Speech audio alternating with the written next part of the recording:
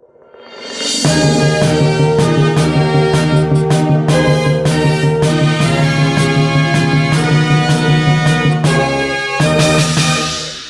about the language and or bilingual.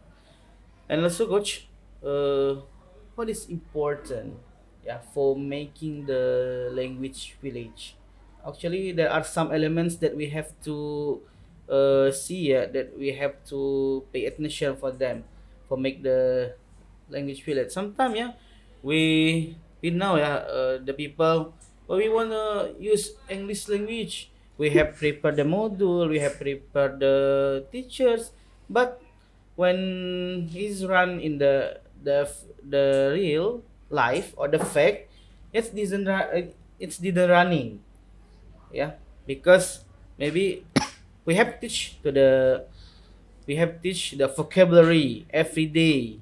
We have make the training for the students, for the teachers, but it's this learning. What the problem? Maybe you can give the what's wrong with this condition. Yeah. Why does the school or the organization, yeah, cannot implement the language environment, but they have do give the program, have the module, but it isn't running. What is problem? What's wrong? What the element maybe they didn't makes optimum in that? Okay. Okay, if we mention about kampung Inggris, okay, for example, yeah, if we go to a place, the expectation would be we would see Yes. English words, Yes. English posters, English writings everywhere. Number two, we would hear English being spoken.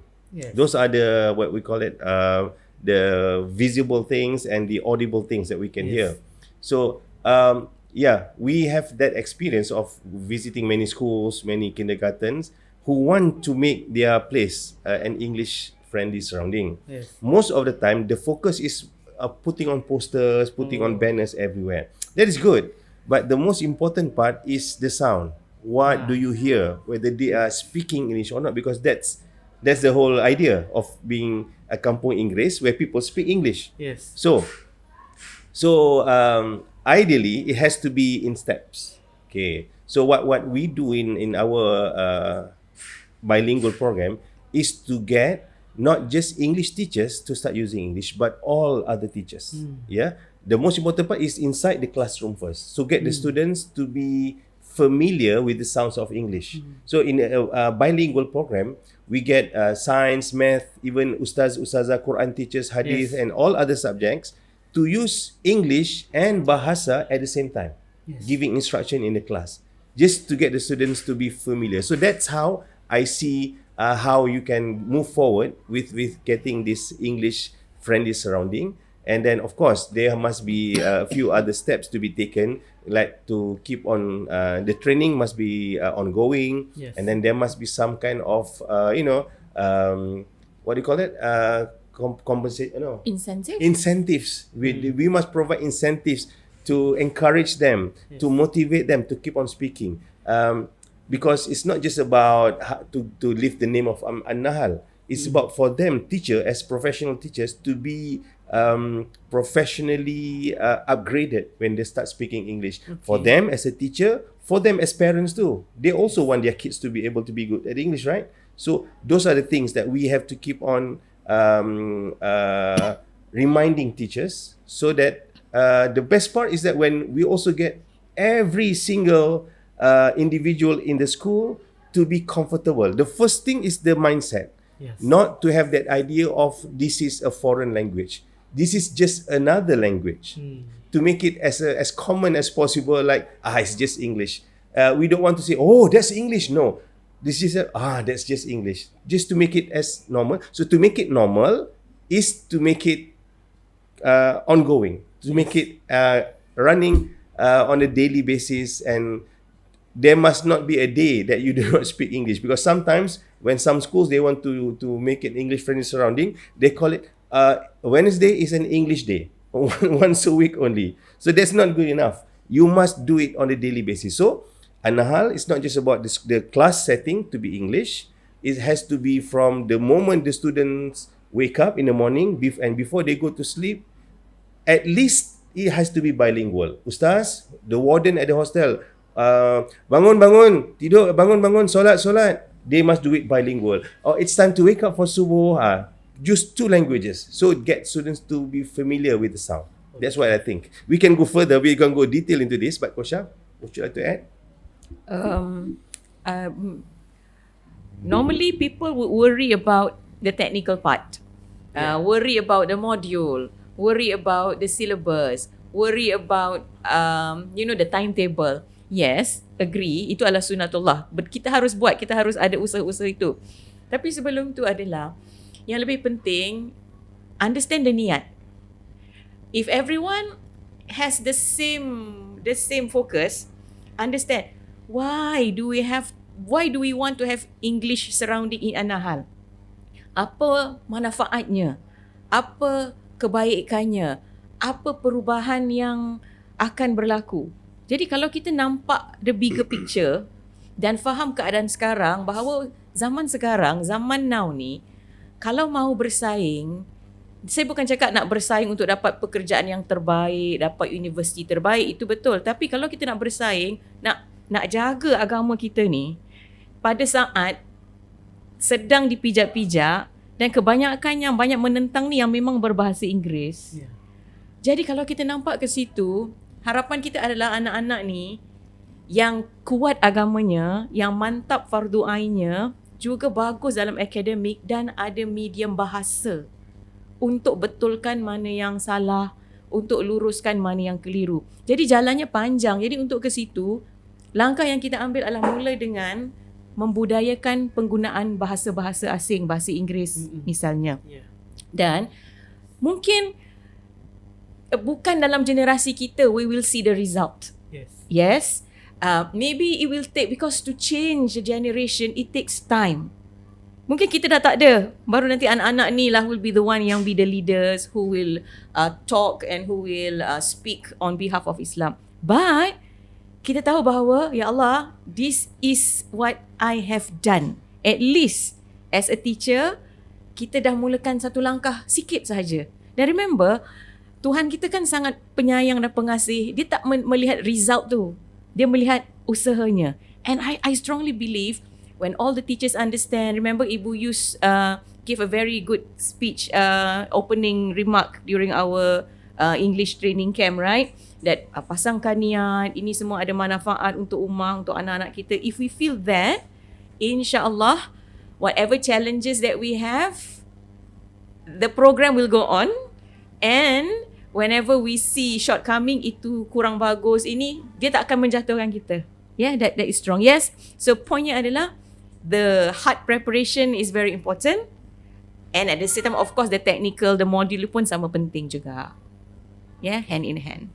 Wow, it's very great statement. Yeah, I can get 3 points from what Coach Shah and Coach Rit say. The first one, we have strong willing from our hearts. If we doesn't have willing, niat yang kuat dari dalam diri kita, ya bagaimana kita mau bisa mengimplementasikan, ya kita juga luruskan niat kita untuk apa nih kita menggunakan bahasa.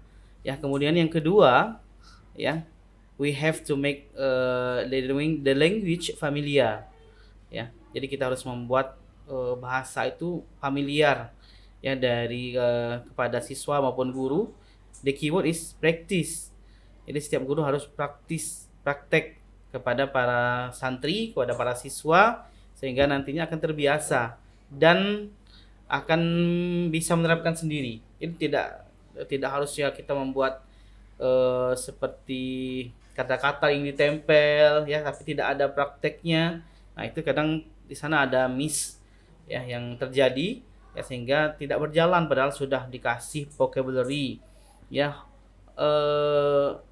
what for ya? We give the vocabularies but it didn't use. Ya, tidak akan berjalan. Jadi buatlah familiar dan jangan dijadikan dari the foreign language but another language. Ya, jadi jangan dijadikan bahasa asing. Kalau dibilang bahasa asing mungkin terpikir akan sulit gitu ya coach ya. Jadi bahasa yang lain yang perlu kita pelajari. Ya bahwasanya Allah menciptakan manusia itu dengan banyak bahasa. Nah, ini yang harus kita tanamkan kepada para siswa kita. Ya, dan juga yang ketiga, ya, the third point is we have to move together.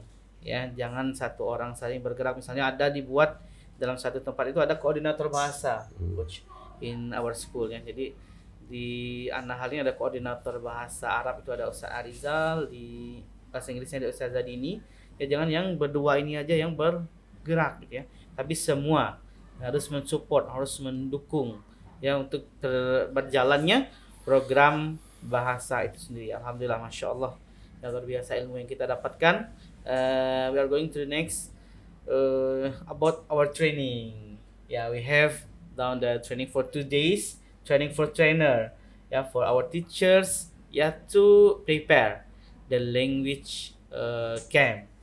Yeah. So, what do you think about the spirit of the teachers when you give the You know, training? whenever we come to Indonesia to do training with the teachers, we are always, always, um, what's the word? They are always energetic. They are always eager to learn. The word in Malaysia we call it slumber. You know, slumber. Slumber is when they just go and just speak. They just don't worry too much about making mistakes. That's the key. That if the teachers keep on doing that, the students will also they will be inspired by that because the teachers are willing to make mistakes. So based on what we did for the past 2 days with the teachers here, we prepared them for a 1 week module. Yes. So that with that template, they can duplicate for another 2 weeks. So there'll be three full weeks of English camp here, and then also the ideas of English that we shared, the content and everything, can also be applied, duplicated for Arabic content. So seeing that the Arabic teachers are willing to use English and the English teachers are okay cooperating with each other, I think there will be no problem. As long as they do not focus too much on the content of the camp itself, but they must also look beyond the whole ecosystem of the school, the English environment. Because contact hours inside the camp for 1 day, it will just be like 7 or 8 hours. One whole week, it will be like 40 hours.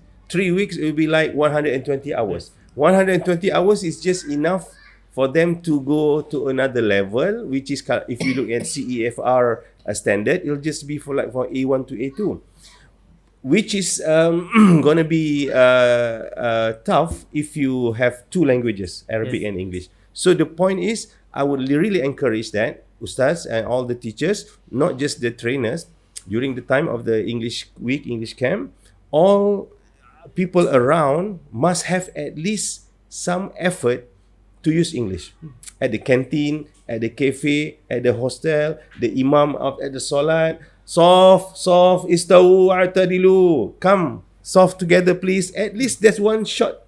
Just to do it repeatedly, 5 times a day. And But when solat, don't speak English lah. No, Allah is great. No, you say Allahu Akbar. So that is what we call kampung English. Because if we go to a place, they say that kampung is kampung Arabic. We want to hear Arabic everywhere. Yes. Because when we went to Pare last time, we heard bakso seller speaks a little bit of English. We went to this Indomaret, the people speak English because it's common.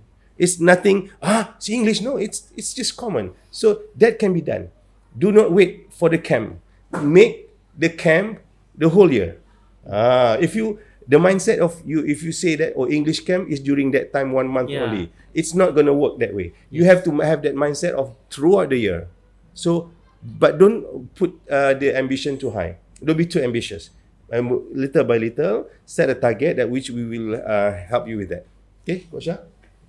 Speaking of the training, my favorite part was when we translated some of the English games into Arabic. I love it, mashallah. It is so nice because I believe this will be, maybe, I'm not sure if it is the first, but it can be one of the first camp which is bilingual and embedded. Maksudnya dalam satu sesi tu, kita mahu ada 2 bahasa, malah 3 bahasa. Okay, bahasa ibunda kita, bahasa pertama bahasa Indonesia itu sebagai medium untuk kalau nak terangkan mana yang kurang jelas. Tetapi bahasa utamanya nanti akan menjadi bahasa Inggeris dan bahasa Arab.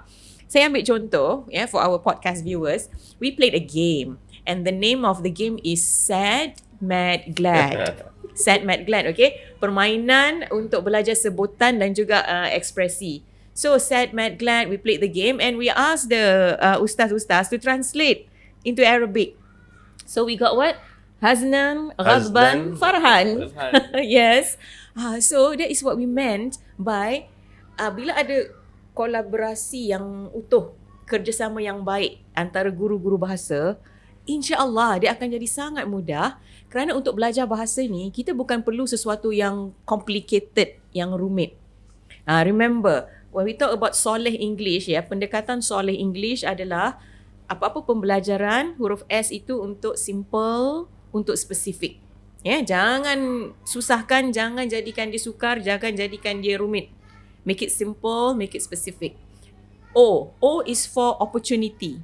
Setiap ruang, kesempatan untuk belajar itu menyediakan ruang dan masa untuk anak-anak, untuk murid-murid, for our students to listen to English, to be able to read in English, to be able to respond to English. Dan bila kita sebut respond to English, kemungkinan ada murid-murid anak-anak yang mungkin belum lagi merespon dengan perkataan. It's okay. For example, kita tanya soalan, so how do you feel? What's your favorite food? Mungkin tidak dijawab dalam bahasa Inggeris. Tetapi jika dia merespon dalam bahasa Indonesia, still itu maksudnya dia faham soalan in English. So that is also a measure of success. Okay, bila anak-anak boleh merespon. Kemudian L is for localize. We want to design our camp so that the content, walaupun bahasanya bahasa Inggeris, tapi kontennya dekat dengan kita. Remember in the camp we are going to use a song called Pizza in His Pocket. So dalam lagu itu nanti disebutkan senarai-senarai makanan. We had dates in Damascus which we thought were very nice. Hot samosas in Sumatra seasoned with a special spice. Jadi makanan dan tempat. So what we did in the training, kita minta guru-guru senaraikan local food with local place. So contoh apa? Kita ada bakso in Bogor. Kita ada pempek Palembang. Apa lagi? Tempoyak in Jambi. Tempoyak in huruf T-nya apa nama tempat? Kan kita kena harus sama. Jodah in Jambi. Whatever. So it was very fun. Untuk walaupun itu kelas Inggeris, tapi tak semestinya makanan kita mesti spaghetti, mesti pizza, mesti pasta or burger. It could be just local food and local places. Jadi dalam masa yang sama, walaupun kita belajar bahasa bukan bahasa ibunda kita, tetapi tidak sepatutnya menjadikan kita jauh daripada jati diri. Sebagai anak Melayu, sebagai orang Islam. And actually, although you might think that the teachers are learning from us, but actually we are learning from you. We are learning how you work together. We are learning how you have big dreams. So, we're excited. Alhamdulillah.